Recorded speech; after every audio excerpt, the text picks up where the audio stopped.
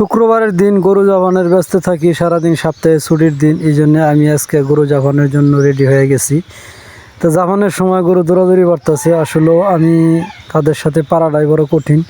Motor দিয়ে জাবাইতেছি, তো motor লাগাই নিছি। তো ওরা খালি লাড়াছাড়া করে দৌড়াদৌড়ি করতেছে, ওর পিছে দৌড়াদৌড়ি পারতে আমার জান শেষ।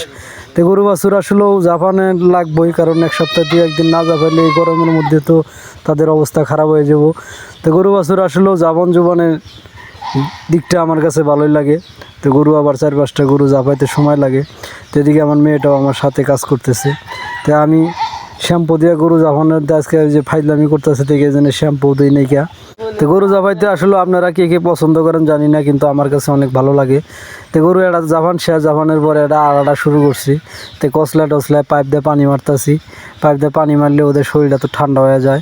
আড়াটার এই জায়গায় বাঁধছি, গাছের হাতে তো রশি নগল বানায়, রশি হলো ছোটো, এই জায়গায় পানি মারতেছি ওরে।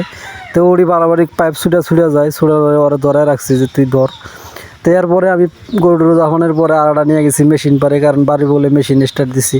এই মেশিন পারে গরু জাফানের সুবিধা হয়, এখানে পানিও ঠান্ডা। আর গরমের মধ্যে আপনারা জানেন অনেকেই এখন প্রচণ্ড গরম। গরুটা আজকে হাড়ে নেবো, এই জন্য এইটারে ভালো করে শ্যাম্পু ট্যাম্পু দিয়ে এরপরে ব্রাশ টেরাশ দিয়ে কসলাইতেছি, এদিকে মেশিন চলতেছে। তো সবাই ভালো থাকবেন।